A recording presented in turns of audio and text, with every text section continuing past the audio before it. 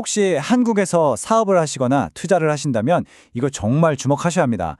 지금까지는 뭐 하면 좋은 것 정도로 여겨졌던 ESG, 즉 환경, 사회, 지배구조 정보 공개가요. 이제 반드시 해야 하는 의무가 되거든요. 그래서 이번에 이 새로운 ESG 공시 로드맵이 대체 뭔지 하나씩 좀 파헤쳐보겠습니다. 기업의 영혼을 어떻게 측정할 수 있을까요? 좀 철학적인 질문 같죠? 근데 이게 무슨 뜻이냐면요. 기업의 돈 버는 능력 말고 뭐 환경을 얼마나 생각하는지, 사회에 얼마나 기여하는지 이런 걸 어떻게 숫자로 딱 보여줄 수 있겠어요? 이게 참 어려운 문제였습니다. 그런데 이제 한국 정부가 그 해답을 위한 일종의 표준을 제시합니다. 막연하게만 느껴졌던 기업의 가치를 새로운 공시 로드맵을 통해서 아주 구체적인 데이터로 바꾸려는 거죠. 일종의 공통 언어를 만드는 셈이에요. 자, 그럼 이 거대한 변화가 과연 어떻게 진행되는지 우리 한번 같이 따라가 볼까요? 이게 뭐 하루아침에 확 바뀌는 건 아니고요. 아주 신중하게, 단계적으로 도입됩니다. 모든 게 시작되는 그 첫 해, 바로 2028년입니다. 이때가 되면 2027년도 경영활동을 기준으로 한 첫 번째 의무 보고서가 나와야 하는 거죠. 가장 먼저 우리가 아는 아주 큰 대기업들부터 이 변화의 스타트를 끊게 됩니다. 그리고 이게 여기서 끝이 아니에요. 그 물결이 생각보다 빠르게 확산됩니다. 딱 1년 뒤인 2029년이 되면요. 훨씬 더 많은 기업들이 이 의무 공시 대상에 포함되는 거죠. 그러니까 한국의 웬만한 주요 기업들은 다 이 투명성 시험대에 오르게 된다고 보시면 돼요. 그리고 2031년, 이 날짜는 꼭 기억해 두셔야 합니다. 왜냐하면 이번 로드맵에서 가장 큰 도전 과제, 가장 어렵다고 하는 게 바로 이때 시작되거든요.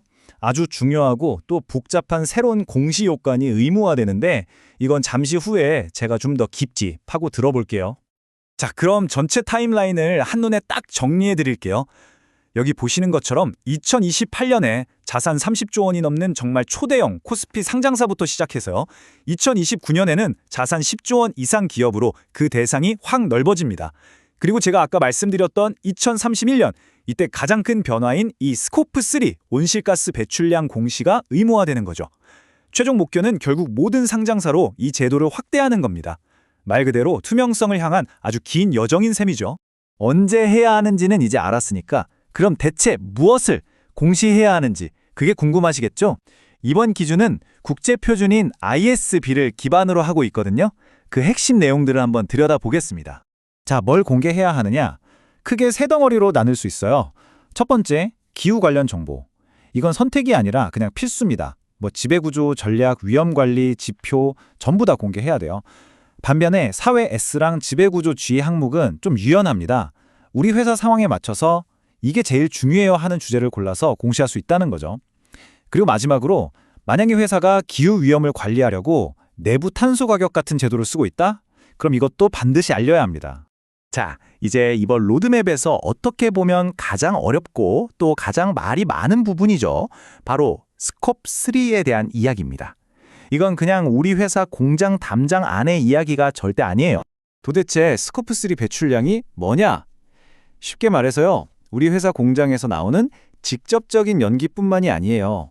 우리한테 부품 대주는 협력사 공장에서 나오는 탄소, 우리 제품을 실어 나르는 트럭이 내뿜는 배기가스, 심지어는 소비자가 우리 제품을 사가서 쓰고 버릴 때 나오는 탄소까지 이 모든 걸 다 포함하는 개념입니다.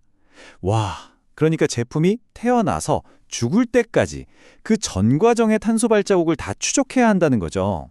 이게 얼마나 복잡한지 한번 보세요. 이건 진짜 거대한 글로벌 퍼즐 맞추기나 다름없어요.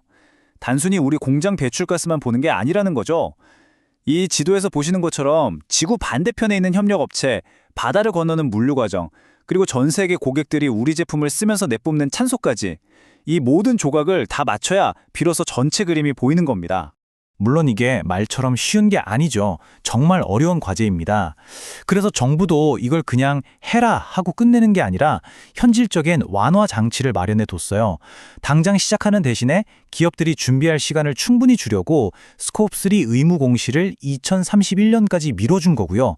또 협력사들끼리 데이터를 쉽게 공유할 수 있는 시스템을 만드는 것도 도와주고 특히 중소협력업체들은 부담이 너무 클 수 있으니까 공시를 면제해주는 방안까지도 검토하고 있습니다. 자, 그럼 이제 관점을 바꾸어서 만약 여러분이 기업을 이끄는 리더라면 이 거대한 변화의 파도에 어떻게 대비해야 할까요? 이 새로운 공시 시대를 준비하기 위한 핵심 전략, 제가 딱 짚어드릴게요. 여기서 제일 중요한 건 그냥 기다리는 게 아니라 먼저 움직이는 겁니다.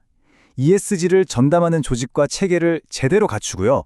우리 혼자만 잘해서는 안 되니까 협력사들을 위한 데이터 공유 인프라도 지원해야 합니다. 그리고 가장 중요한 거, 재무정보랑 이런 비재무 정보를 따로따로 볼 게 아니라 하나로 합쳐서 관리할 수 있는 통합 시스템을 만들어야 한다는 거죠.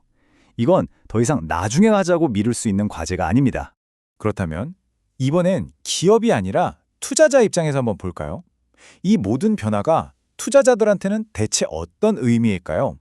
사실 이렇게 데이터가 딱 표준화된다는 건요, 어떻게 보면 투자자들에게는 엄청난 기회의 문이 열리는 것과 같습니다. 이제 투자자들에게는 새로운 숙제가 생긴 셈이에요. 바로 이 방대해진 ESG 데이터를 제대로 분석하고 해석하는 능력이죠. 예를 들어 기후변화 같은 위험이 기업의 재무 상태에 진짜로 어떤 영향을 미칠지 이걸 정확히 평가할 수 있어야 하고요. 이 표준화된 데이터를 잘 활용해서 더 똑똑하고 더 튼튼한 투자 포트폴리오를 만들어야 합니다.